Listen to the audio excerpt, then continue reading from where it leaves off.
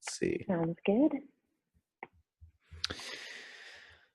So I'm so excited to talk with Natasha Takahashi, the co-founder of School of Bots today, and I'm so just super.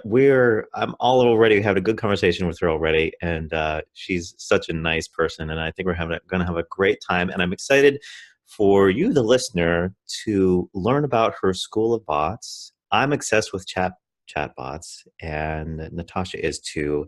So that's going to be the entire conversation today, with probably some like really cool mindset and things, because Natasha's accomplished a lot in a short period of time, and it takes the right kind of mindset. And we were talking about strategies earlier that she had, as an entrepreneur, of having a relationship month and a profit month and a rest month, which is a really cool concept I'd never even heard about. So, Natasha, thank you for your time. I know things just have like been a crazy day for you.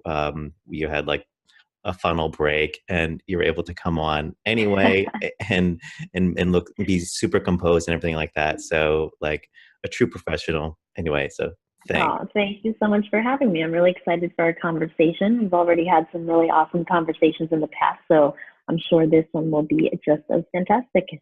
Yeah, you're in San Diego, right?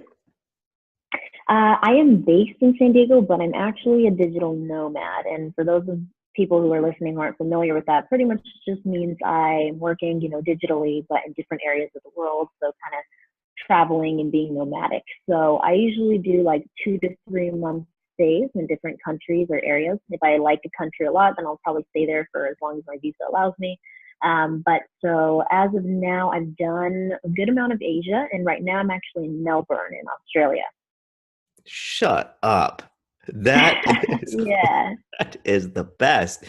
I mean, that's the amazing thing of this new the lifestyle that we have, like the technology, the Mhm. internet, you have your laptop, and like you don't need anything else. I mean, and maybe you need your coffee, I don't know, but it's like it's so that is just incredible. Yeah, that's interesting. There's, the number of people that are doing like the RV life thing. There used to be pretty much Yeah. retiree thing, like, but now there's all these younger people with Yeah, their, it's really interesting actually to kind of to touch on that. Like a quick story that I saw recently was that, and obviously I've seen a ton of like couples because I follow a lot of like Instagram accounts that are all about travel and like specific individuals who are doing different things. But lately, I definitely have seen a lot more people who do like really long camper trips. It's camper vans across the U.S. or Australia, like one of the countries where it's really popular to do that. And actually, there was this one where this girl was not living in a camper van. She was living out of her car in the US, like, I guess, just driving across all the different states for a while. And Mhm. so she ended up getting a bunch of sponsorships from just random companies. And she has like her YouTube channel and she's creating content every day, I guess, on how to live out of her car or whatever it is, right? All these Right? different interesting related topics. But I found that so interesting. So I'm like, what niche would that even be? And like, who is her audience? Because most people don't want to live out of their car. So Right. I was just like mind blown that she was able to get all these sponsorships and had a pretty big following just because she's living out of her car. So I think we're definitely seeing the rise of that type of like travel influencer.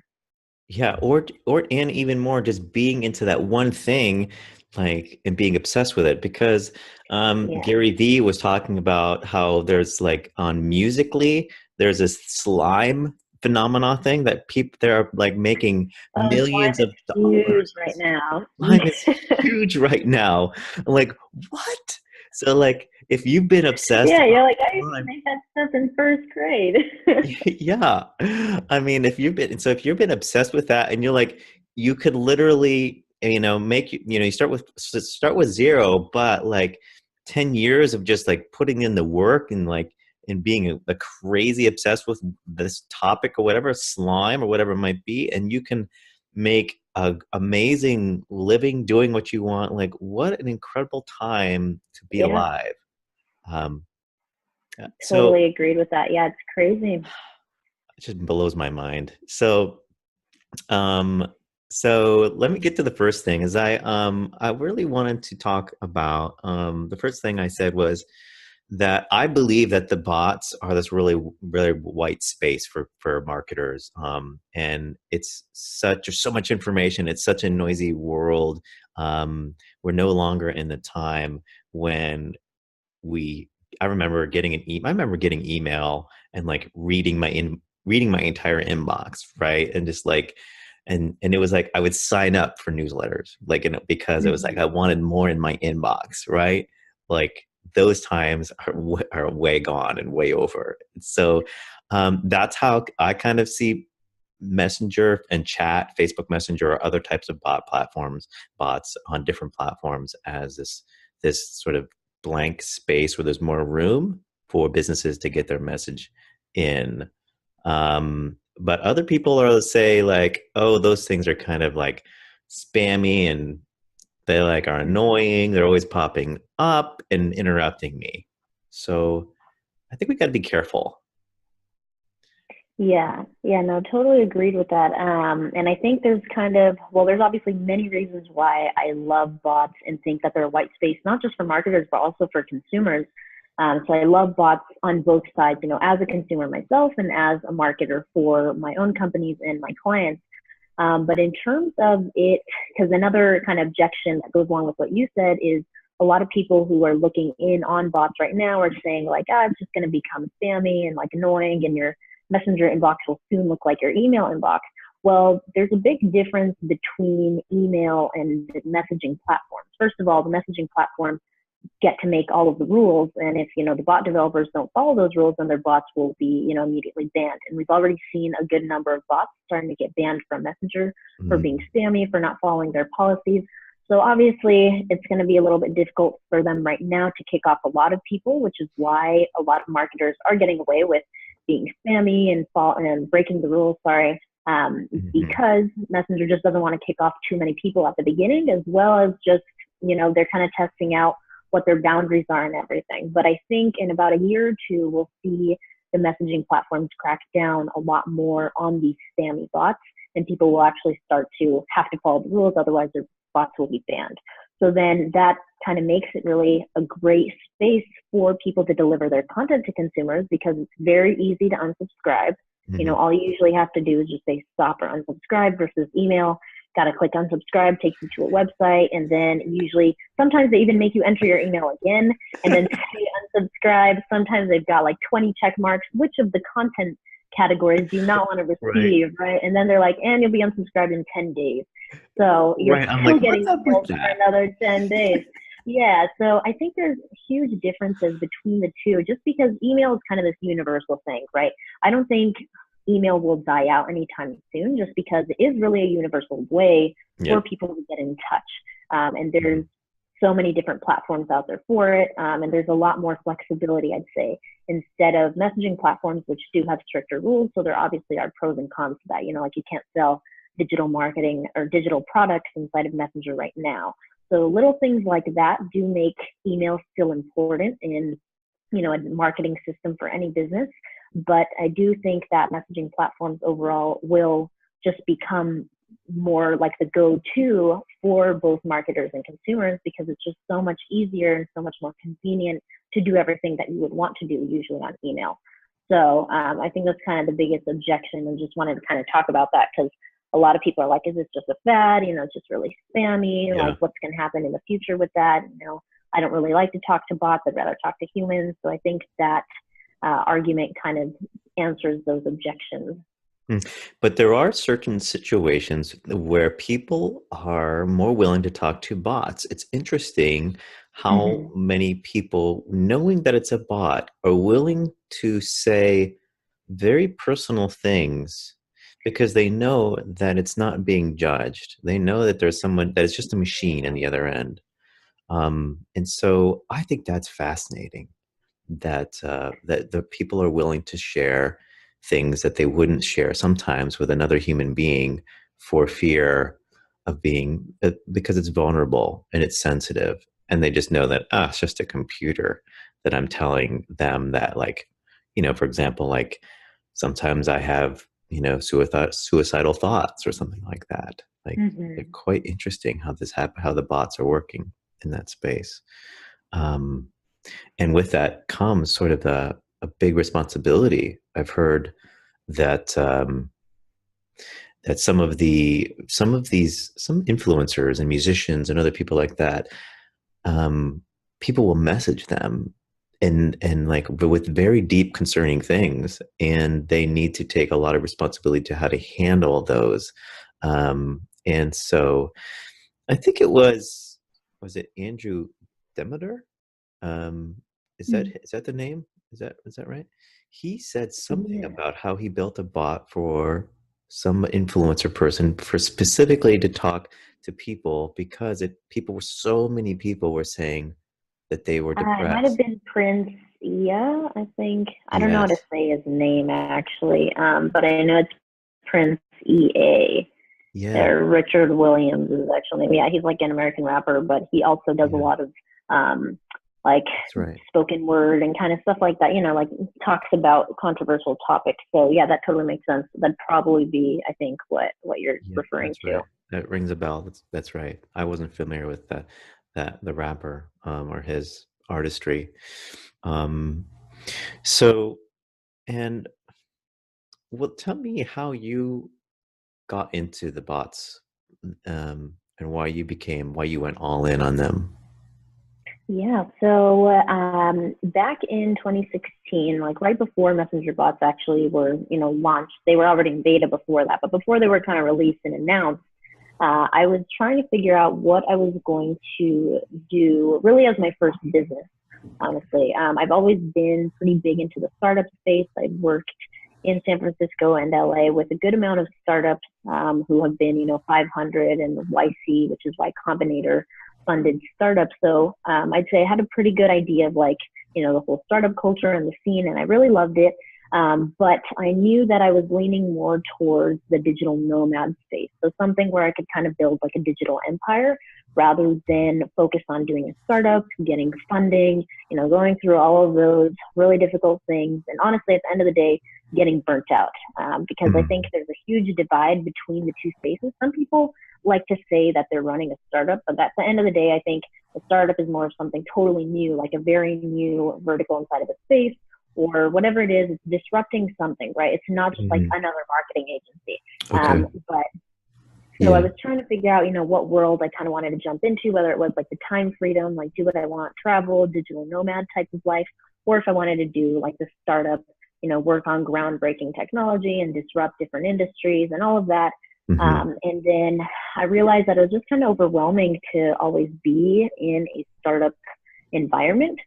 So I was like, okay, I think I should start some sort of agency so that I can work with clients, get, hands-on experience with that. I'd done, some business relationships when I did biz dev with companies like Zipcar and Hertz when I was working in like the P2P startup industry, but I had never, I guess, represented a company all by myself because I had never fully founded something and ended up growing it and building it.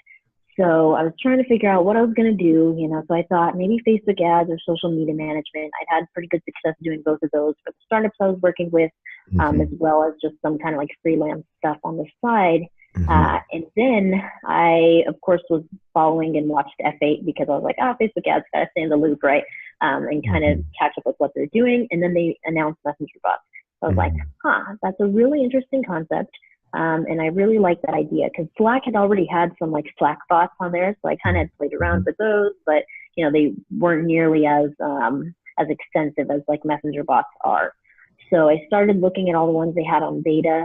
So, you could interact with them on Messenger, looked at that, and then Chat Fuel came out and then ManyChat. And so during this whole time, I was kind of experimenting and testing what the results actually were and, how people would interact with them as consumers. And the results were just insane.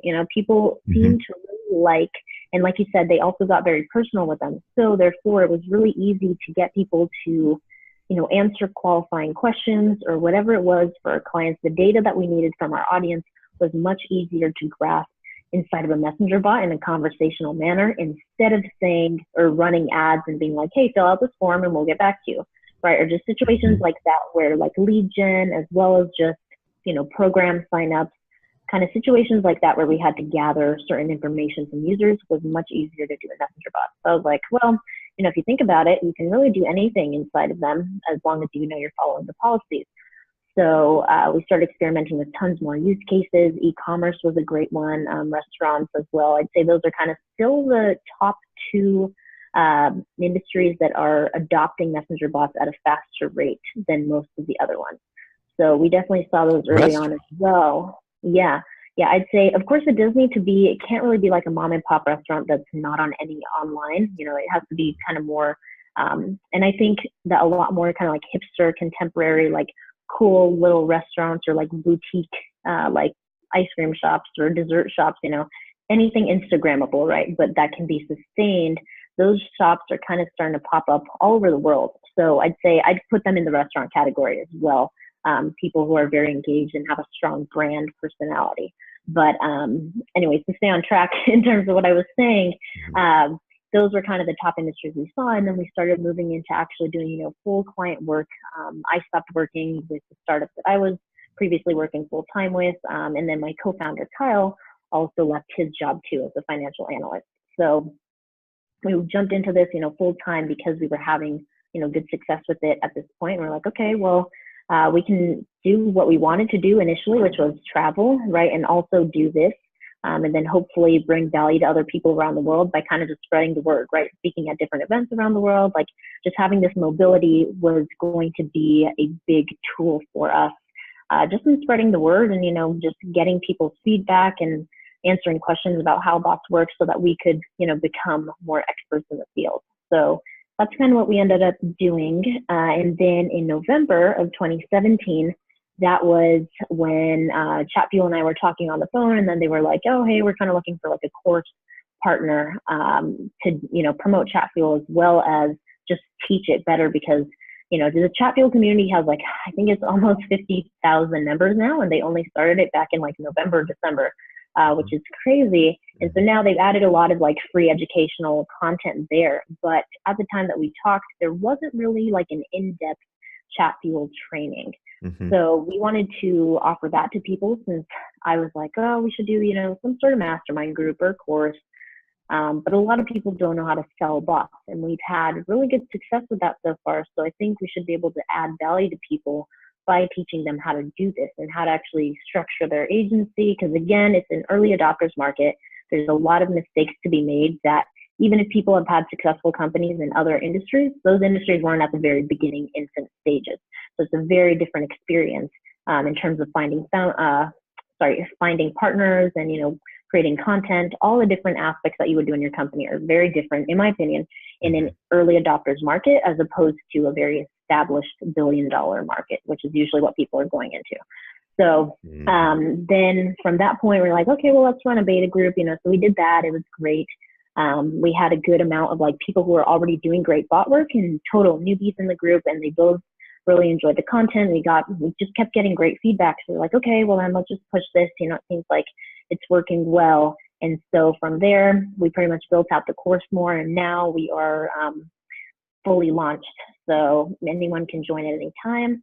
And then we're also working on a couple other things for people who, because the course itself is structured as, someone who doesn't know anything about bots. They start at the very beginning. They learn all the foundational pieces about how bots work, how to run bot campaigns, and then they learn about how to build their agency around that, how to sell bots, all the different prospecting methods, different lead source setups that they can do, everything that you can think of, that you would possibly need in your bot business.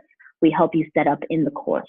But the feedback that we've gotten, some people love that because that's the position they're in. But then there's other pieces of the market where they're like, well, I just want to learn about bots and then I can figure out the business stuff on my own. Or people who already are building awesome bots and they're like, well, I still don't know how to sell them. I still don't know how to structure my business in order to successfully do this as, my full-time job and income.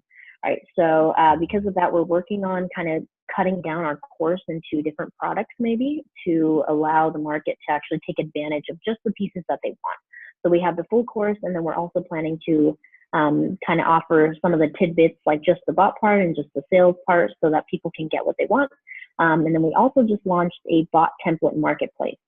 So those are kind of all the moving pieces that we have right now. But I think they all complement each other very well because, everyone in every niche, people go through a different journey of what they need. And so I think that we are on our way to being able to support bot builders at every step in that journey. So from the very beginning to, once they've already got their agency, well, now it's much easier to grab a template and then use that for your clients in that niche, as opposed to building everything from scratch. So we're just trying to figure out the best way to, provide tools and continue to add value through our community and through our course. So hopefully that answered your question in terms of how I got to where I am right now. So one-stop shop at schoolofbots.co. That's Mm-hmm. CO. Um, so that sounds like an amazing resource for people who are interested in a lot of different aspects of their business, whether they're just starting, because you can take new people, or like you Mm-hmm. said, people who just need help with selling part of it, and structuring their business properly.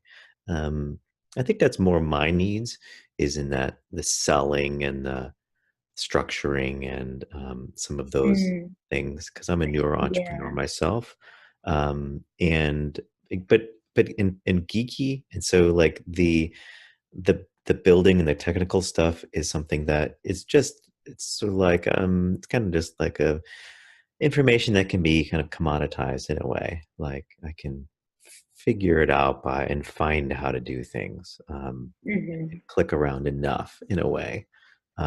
Not to say Yeah. that some people are super creative in the way that they can create bots that that I've made, that do things that I didn't think were possible, um, and like more and more complex things. And I guess bots can be very very complex if and have um, a developer and database backend and all kinds of Yeah. stuff that's you can't just get off the shelf, with some of the current platforms, like Chatfuel or ManyChat or some of the other ones. Um, Yeah, no, totally agreed with that. And to kind of actually touch on something that you mentioned earlier about how you are more of like, the creative kind of creating the bots, but then selling the bots is harder for you. I think that there's a big divide right now in the bot world. Maybe you've noticed this too, or like subconsciously kind of thought about it, that there are super technical people in the bot world who have been coding for years, right? So bots are just kind of the next logical step for them to dive into. And then there are some super non-technical people who either have sales or marketing backgrounds or nothing, and they just want to jump into bots. And so they're purely using, Chatfuel, ManyChat, pretty much any like non-technical marketing tools. And so there's a big lack of knowledge, though, on both sides of the other. So that's kind of what we found, as well as the sales part. It seems that both sides honestly struggle with the sales part. And so that was kind of also another motivation for us to create the course. And just like our community, we've got the public community as well as the student one. And that's something big that we saw, that the super technical people have a hard time selling and having, just like natural flowing conversations inside of their bots that is engaging. Because while they can create all the complex integrations, writing the copy that is actually engaging, or like just thinking of use cases really, is not, or doesn't seem to be a lot of their strong suit. And then on the other side, they're like, well, how do I do this complex integration? I have to hire, a developer, or like, I don't know how to structure my company, but I'm not technical. So, I've got to kind of do everything on my own. All those different little worries that each side of that has, we kind of tried to put all of that lack of knowledge in the course, so that way, whichever kind of pool that they fall into, they can get the other half, or at least try to find or know, what type of co-founder or partner they need to look for, so that they can fill in the gap for what they're not good at or what they don't particularly want to learn, right? So like the sales aspect, for example, we teach a lot of our students how to get white label partnerships, which means that then at that point, if they can establish just a few of those, then they don't have to do any sales at all, right? All they're doing is building awesome bots and really focusing on that craft, whether they're technical or non-technical, and then their partners are doing all the sales stuff for them. So just kind of learning how to fill in their weakness gaps is a huge part of the course as well, just because that's something we've noticed in pretty much every bot builder that we meet. They're always kind of lacking a specific category of knowledge and just aren't willing to learn it, but are still struggling because they can't figure out how to fill that necessary gap in their business. Hmm. Yeah, we all have our different strengths and weaknesses, and so they always say like double, triple, quadruple down on your strengths, and then get a VA or outsource or just Yeah, get help with totally those agree. other. So yeah, and you're in a partnership yourself with Kyle, and what's his last name? Yeah, Kyle Willis. Kyle Willis, and he has different strengths than you. He's more. What did you say earlier? More of the. Yeah, he's more of, well, he handles all of our sales and biz dev. So he's definitely more of the, like, I did some sales in the beginning and just, naturally when you're explaining bots to anyone, it's kind of like a sales pitch really, because you're trying to get them to understand what it is and then get them kind of sold on the idea. So I'd say I did a fair amount of like bot sales myself at the beginning, but he just handles all of that, relationship and sales stuff, whereas I am totally like on the marketing side, building the copy and like the user experience, and just doing all of that kind of like architecture for the bots themselves. Hmm. So I'm really curious how since education is such a big part of this whole thing. I wonder if let's pretend that I'm new, I really don't know what a bot is, and let's say I'm a restaurant owner. And I wonder what your like 90-second sort of like explanation about chatbot might sound like. Are you up for that? Yeah, yeah, we can do that. I kind of have two different ones that I do. It depends on whether I am just explaining bots to you and you like kind of do everything for your business, or if I want to sell you a bot. So which one do we want to go with? So I can kind of structure it for Yeah. that specific. How about just explain it? Explain it to me. Okay. Yeah. So I don't really Okay, know. cool. I don't really know anything. So I'll start. Hi, Natasha. How are? It's so nice to meet you. What are we talking about? It's nice to meet you too. I am going to actually explain a new technology to you that essentially it hooks up to your Facebook page. So it's an artificial intelligence, pretty much a robot. You can think of it as it hooks up to your Facebook page so that anytime someone messages your Facebook page, and you can also send messages back to people, that robot is going to respond and also continue to have a conversation with people to do whatever you want it to, whether it's to close people, sell them, a certain product, get information from them, say for a catering order, let them actually complete that entire order, see the menu, all of these different things that you usually do or have your customer service representatives do or do inside of your restaurant that are kind of like long excruciating processes that you don't want to do all the time, you can actually automate with this robot in a conversational manner. So it would pretty much just feel like as if you were texting your mom or your sister or your friend, except now you are conversing with that business to get the information that you need and complete whatever tasks it is. So that's kind of what a chatbot is, I'd say, at its basic. And that's kind of the best way that I explain it, because I try not to throw in too many techie words, right? Like artificial intelligence kind of throws people off. It's very long, and they think of like robots or like Yeah. taking over the world and stuff like that. Hmm. So I think really dumbing it down to just the fact that it is your Facebook page is just automatically messaging people and having conversations with them instead of you having to hire more customer service representatives or having to waste your own time going onto your page and answering users. Instead, this robot can now have intimate, personal conversations with leads and customers of your business and therefore accomplish things that you couldn't really accomplish ever before. Email can't do this, Instagram can't do this, Snapchat can't do this. Hmm. It can only happen in a messaging environment. Hmm. So I'd say that's kind of like my 90-second pitch, is just to get them to understand Nice. that Awesome. it's just the messaging experience and communication happening for them. So earlier you mentioned earlier how that restaurants seem to be getting started with these things. They're popping up a lot. And so if people can't if people haven't seen one yet or interacted with one, I'd love for you to explain a little bit about one of the examples, in case how restaurants could apply chatbot to Yeah. their. Yeah, totally. And usually what we do in instances like this, so like I mentioned, the reason we started our template marketplace as well was because as an agency, it's just so much easier to have a template pre-built for an industry that you're looking to prospect in. So that way, anytime you're about to pitch them, you of course kind of, they need to know how a bot works and everything, but to build them a quick demo, right, with their personal branding on there, whether it's, the welcome message or like a specific use case, something very simple and not time consuming for us to build out, but still powerful for them to see. That's Mhm. what we like to do with each of the companies that we pitch directly who don't come from our partners.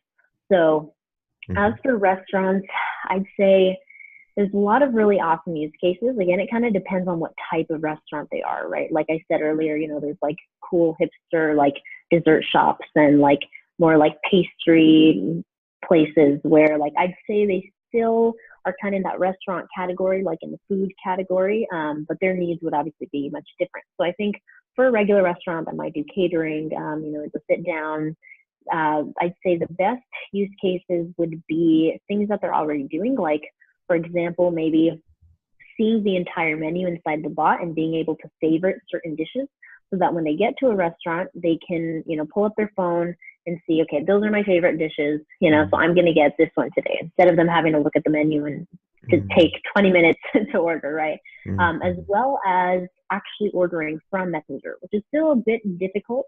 Right now, I'd say we aren't to that point in technology where people are just walking into restaurants and ordering on like an iPad. Some Sure. restaurants do that, but a lot of sit downs still, have waiters come to your table and there might be an iPad where you can pay for it. Like I've seen Mhm. that at Chili's and like other American restaurants.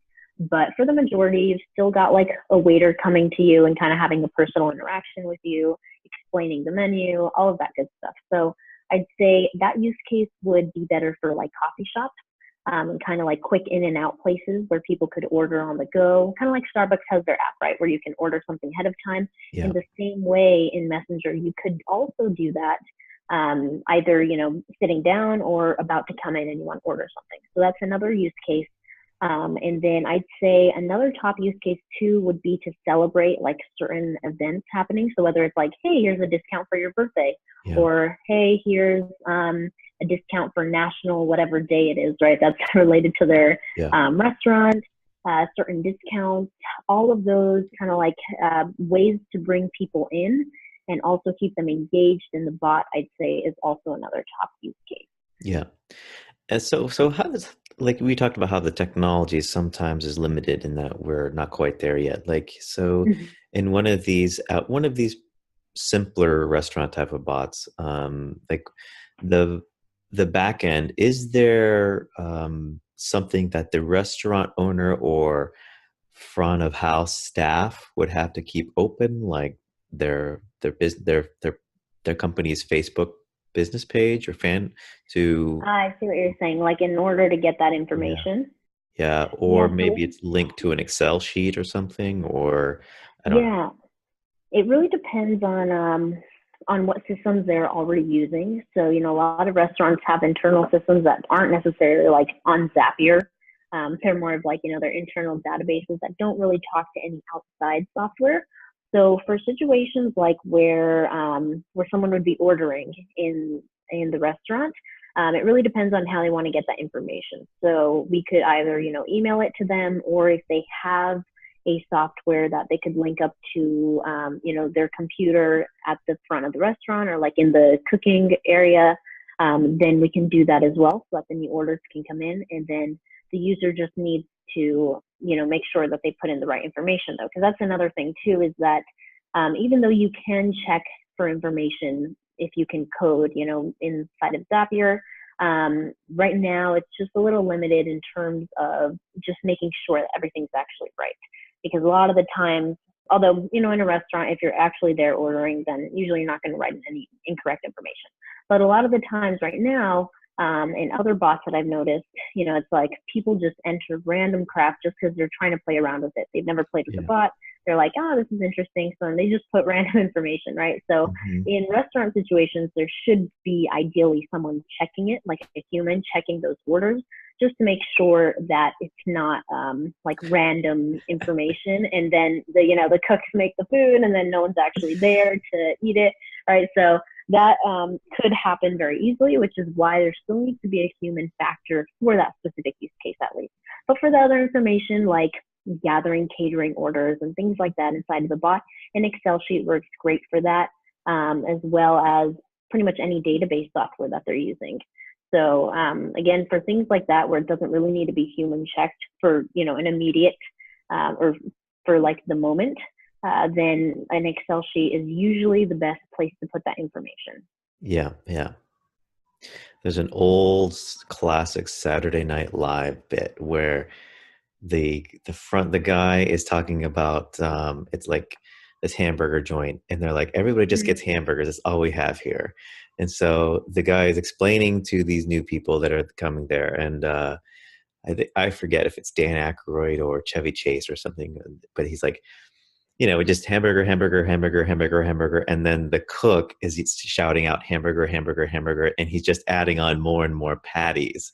And so that's why I was imagining that the person Mm. who's messing around with the bot is just typing words in it. And then the cook back there is just like adding all Yeah. this like food items in there. And like no one's going to even show up here to order these things or to come in and eat it or pay for it.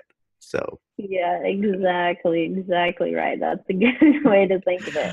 Yeah, because it's like if no one's there checking it, then that's exactly what's going to happen. So yeah. we're not there yet, but I'm sure that we will be there soon. And also, there are a good amount of bot platforms that are coming out that can actually do everything that you want it to do inside of the platform. Because ManyChat and Chatfuel are fantastic, but at the same time, they are designed or they have a I guess, stricter infrastructure than a lot of coders and technical people would like it to have, right? In order for someone to put code into their Chatfuel bot, they have to connect it to something like Dialogflow, another AI engine, Zapier, and then do like the code app there. It's not flexible for custom things like that. So I've actually seen a good amount of really strong, powerful, and like beautiful looking, platforms where they actually let you code directly inside of the app. It looks the same way as it would inside of ManyChat and Chatfuel, except there's just many more options there. Like you can immediately hook up to your customer service platform like Zendesk inside of the platform. Oh, So wow. I'm sure that those platforms will become more popular with bigger companies.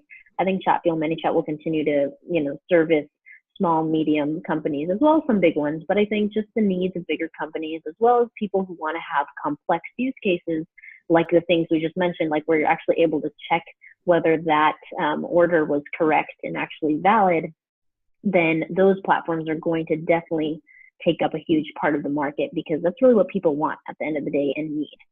So I think that kind of check for valid information is going to come a lot quicker than a lot of people think right now.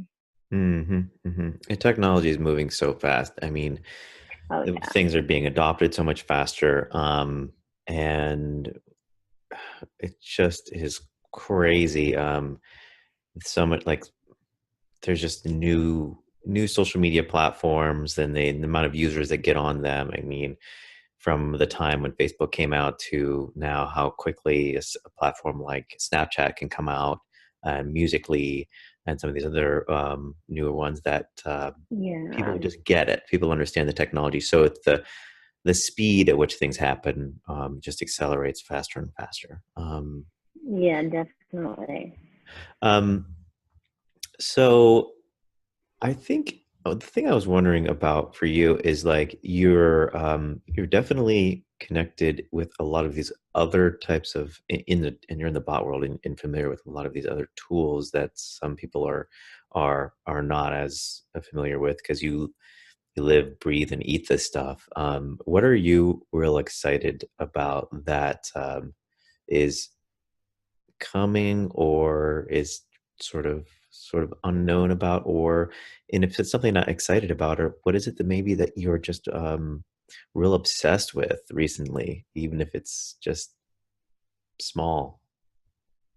Yeah, I think what I'm most excited about, at least for this year, is for a lot of consumers to start using bots on a Mm, daily basis. I've actually seen a good number of, I've got many friends in like all sorts of different industries, and a lot of people aren't really that technical that I know, right? A lot of people are more of like just kind of doing their own thing in their own industry, like not technical really, or like on top of the newest tech. But nonetheless, they all are kind of starting to interact with bots, even if they don't know it's a bot. They're messaging Facebook pages and like, oh, this is interesting. Like they know it's automated, but they don't know what it is or what it's called, yeah. right? So I think I'm really excited for when I can talk to someone and say the word chatbot and they get it. And it's actually already happening here in Melbourne. Oh, wow. A lot of people actually know what bots are. I've met a good number of entrepreneurs who aren't in the bot space at all, and Mhm. they know what it is. They're using one for their business. So it's really interesting because in Yeah. LA and San Francisco now is definitely catching up. But when I went to a conference in 20, actually, no, even just last year too, because I went back. There's a really great conference for non-technical founders. It's kind of their motto. It's called HustleCon or they do it in Oakland, but I just say San Francisco to kind Hmm. of represent the whole Bay Area. I went again. That's one of my favorite conferences in last summer, so summer of 2017, and Hmm. still no one knew what a bot was, which was crazy because in the middle of the tech bubble of the world. And Yeah. then I come here to Melbourne, and like everyone seems to know what a bot is. So I think it's really interesting to see that just regular people, as well as just entrepreneurs who are not in the new tech space, Yeah. already know or are hearing about messenger bots, right? I think it's kind of the biggest buzz. So I'd say that's what I'm most excited about is that. And then can't really think of any like little things right now other than just like the advancement. There's just so much new stuff coming. Like the platforms, like I mentioned, one of my friends here in Melbourne is running one of those type of like enterprise platforms where you can do everything on Mm. there. So I think it's going to be really interesting to see kind of that development of each platform and see who the kind of top ones are. Because right now it's Chatfield and ManyChat, right? But Yeah. there's so many new ones that are coming out, and it's just going to be really interesting to see.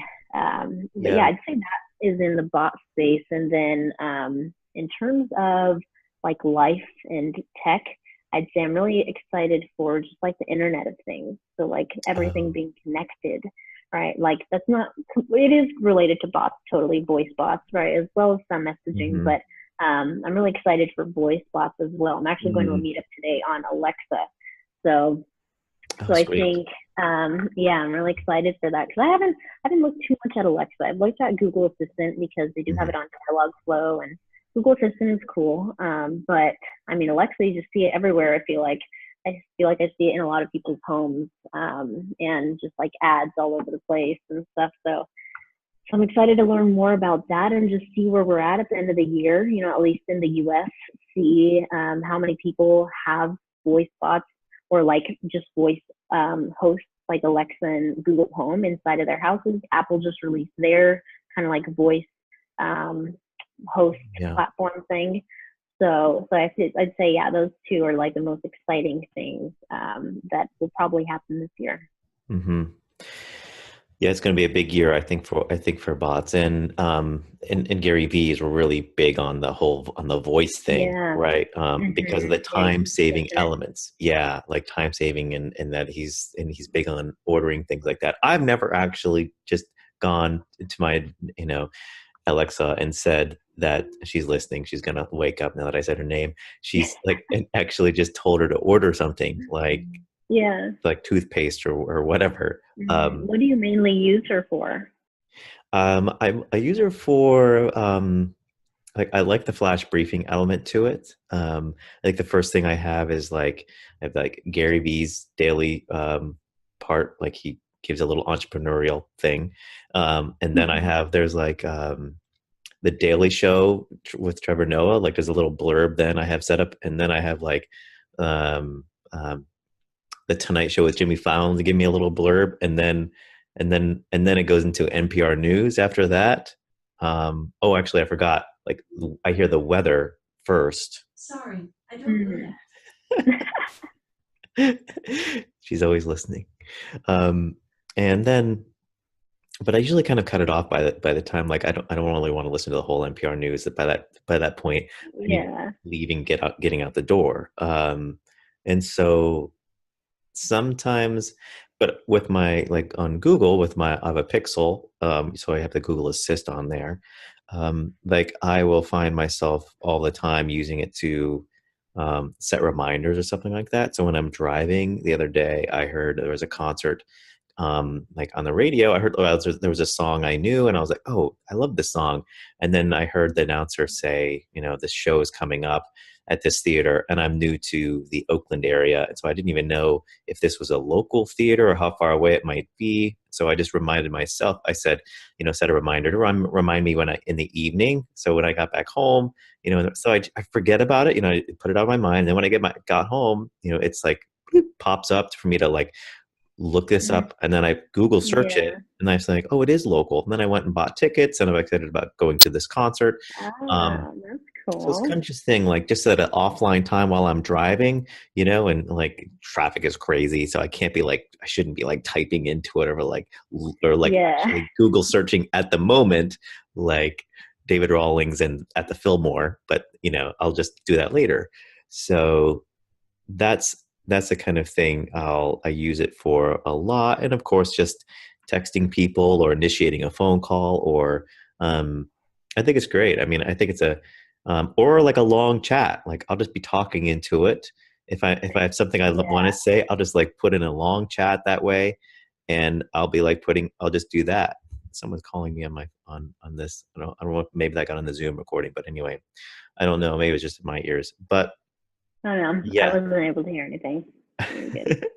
So that was it. So that's one way I use it too. Even though the punctuation gets all kind of goofy, but sometimes then I'll just go and hit like the punctuation. I'll put the period Yeah, like that that. is the downside for like speaking, because at least Siri, or I guess it technically is Siri when on iPhone, you press the Yeah, little microphone button instead of typing something. I think I guess it's not really Siri, it's just their like voice recognition software. But yeah, it always kind of screws up the punctuation, or like meshes two words together that weren't supposed to be together.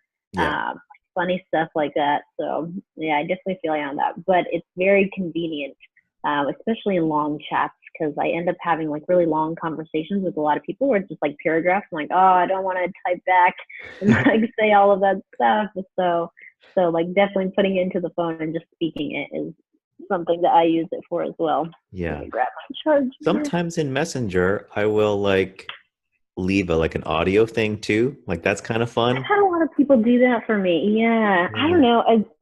It's cool, but it also, I think it's only 60 seconds, or yeah. there's some sort of time limit on it. So it's 60 kind of seconds. awkward when it cuts off because you can't not send it after you record it. Yeah, So that's the only downside, but I do like that feature a lot. I think it's cool when someone sends an audio message instead of typing it. yeah. Like I was exploring bots one day, and I found this bot that was in the marketing category, and it was one of those sort of like a person. There's like a personal brand like Scott Olford Mm-hmm. behind it. So Ah.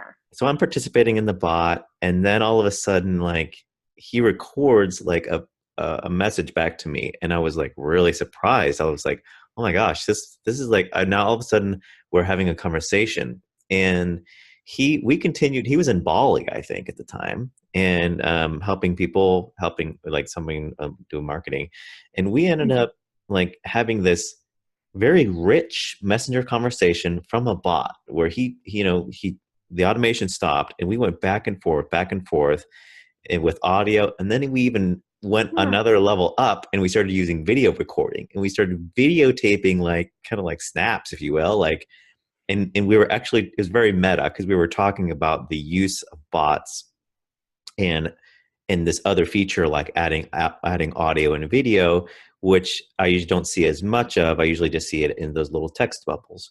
And so I was kind of the camp. I was like, I don't know if it's the best use of them. And he was like all the opposite, took this other perspective. That so we were having this sort of debate, and he was like all in on like the way that how personal audio and video can be. And I was saying like, no, you can't really automate that at all. It's got that's Yeah. personal again, and it takes time.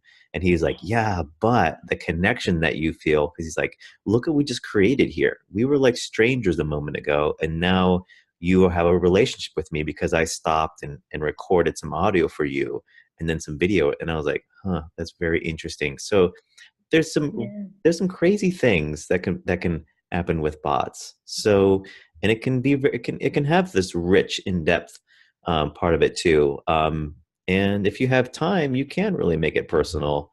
And it's really surprising as well. Like, whoa, like all of a sudden now, like there's a live person on the other end now that's saying, he said, Yeah. hey, Gabriel. He was like, how did you find me? And like, what are you up to? What do you think of this? And I was like, whoa, I was really surprised when he messaged me back. So that's crazy. Have you ever had any crazy experiences like that with random bots that you got into? Yeah, I'd say one of them, it was actually kind of a friend, but like not really. We were just friends on Facebook, kind of interacting with each other, and I was messaging his like, his public page, just like on himself. Uh, and and I was trying to see if there was a bot, so I was just typing random stuff to it. Yeah. And then there wasn't, but it did have the like, hey, we'll get back to you soon button. So I was like, okay, cool. And then and then like 2 hours later, he messages me back. He's like, "Hey, how can I help you?" And then I didn't get back to him. Be like, "Oh, I don't really need your help. I'm just not gonna respond." And then like keeps messaging me, right? Like, "Hey, what's up?" Like, and I was like, "Okay, this is not a bot. This is a person." So it was just really awkward. I was like, "I was just testing your bot." Um, Yeah. but I'd say the crazier experiences I've had are on the like bot side, where like I'm reading conversations with users, because I think a lot of users, like you said, are okay with like being more personal with a bot than they would with a human, just because they know no one's really listening on the other end, at least at that moment, right? Because then that data is going to get sent over probably anyways to human.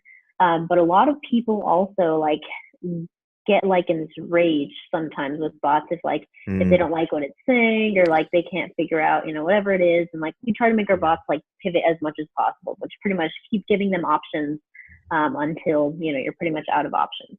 But Mm, a lot of people, especially for like example, this Australian brand that we worked with for a while, who has an audience that is more kind of like frat guys, and like I'd say like like 18 to 25-year-old yeah. guys, right, who love Bros. to party. Yeah, bros. So they just all the time are like, "Hey, fuck you," like uh, all this crazy stuff, like all sorts of Australian lingo that I language. have no idea, right? Yeah. But it's super funny, because then you hop on there and you're like, "Hey, how can I help you?" They're like, "Oh my god, I'm so sorry. Like I thought you were a robot," right?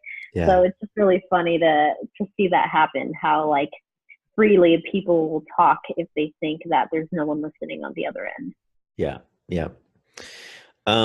So School of Bots, great. You have the whole community. You have a free community that people can go to and join on Facebook, and then you have like a paid insiders group as well.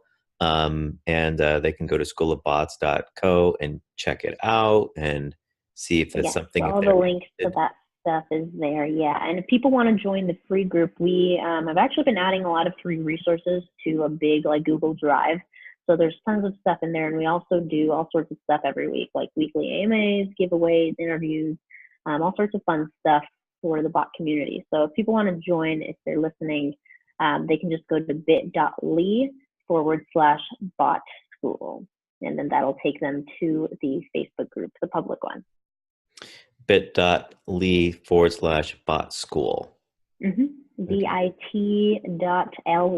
bit.ly/bot school. Sweet. Um, how much of your time is in managing the school and the online education Mm-hmm. versus just building and managing and selling bots for your agency? Is the bot? Do you have bots under the Ineffable Marketing Company? Yeah, yeah, we do. Right now, so at the beginning, we were much more focused on like building bots and putting them like in our portfolio, but now we've pretty much almost transitioned over to like white label partnerships, as well as some strategic ones where The branding is under our partner's name, but we're the ones doing all of the bot work. So I'd say Okay. about 80% of our bot work, or a little bit over it now, is done for those types of partners. So we do have bots branded under our name, but a lot of the ones that we do are actually under our partner's name. But in Yeah. terms of my time being split, I'd say right now, School of Bots is kind of like 70%, and then the agency is about 30%.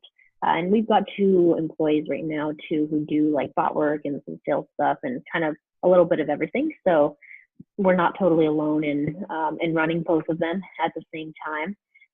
But I'd say I've created a lot of the content for School of Bots, and now we're starting to put in a lot more sales stuff and biz dev stuff. So we're really trying to focus on just building this as much as possible. And since it's a new space, it's like we've always got to come up with new content and put in new things. So I think it'll Mhm. probably continue to be 70-30. Yeah. Are there other competitors out there, or I guess I don't even call them competitors. That's probably not the right mindset, but other types of schools that are the Mm. bot schools that you're always trying to sort of like keep an eye on and like keep up with and that kind of thing? Yeah, I think I'd say like the top competitor, if we want to just call it that for lack of a better word, would probably be Bot Academy, and they've done a fantastic job. I'm very good friends with Tam, and I think Andrew is awesome as well, and actually was a part of Bot Academy, as you know. So I definitely admire them, and I'd say they're, I guess, the top competitor.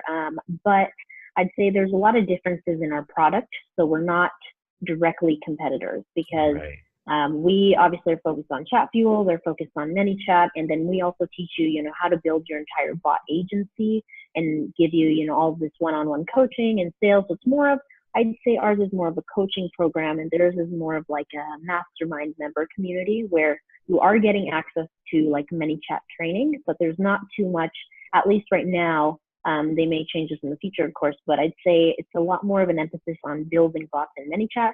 rather than building your agency or business around bots. So I'd say that's kind of like the main one. And Hmm. then there's some other courses out there, but I think Bot Academy and us kind of have the same mindset to be almost like a one-stop shop, or like try to be kind of like Yeah. the premium community that is actually constantly delivering, because I've seen a lot of like lower tier courses that are charging, $50 to $300, right, for the course, which is Right. great. But at the end of the day, it's like, if you're only paying someone that much to teach you all of this stuff and you actually want to build a business around it, it's not going to make too much sense to just pay for learning to build bots. Like you said, if you Yeah. click around enough, you can kind of figure it out on your own. Obviously, it's much better to like know the policies and like kind of know things that would prevent you from making all sorts of like time consuming mistakes.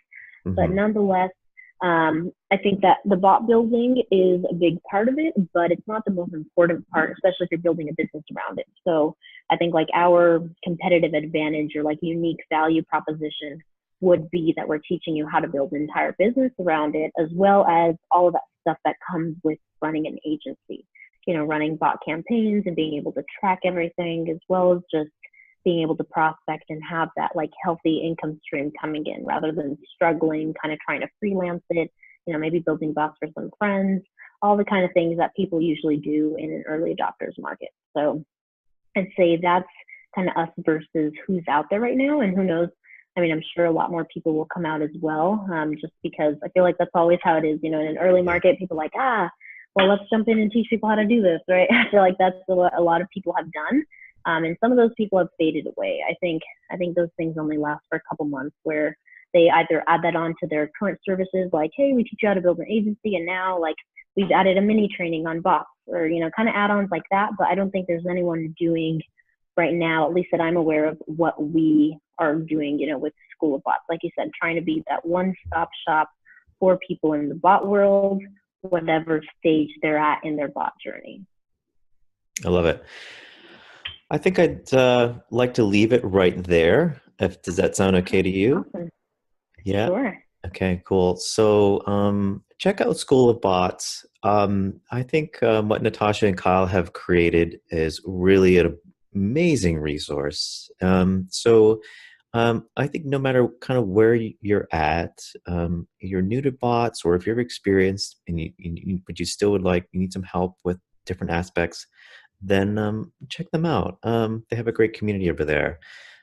So Natasha, I just thank you for your time and sharing and hustling and doing all this work. I know you put a lot of time and energy into it. So yeah, thank you for this.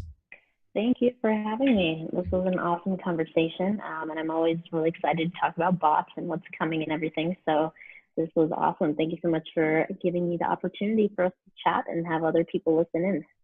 Great. So we'll leave it there and leave your comments, subscribe, share this with a friend, and most of all, thanks for listening. So, all right, bye bye.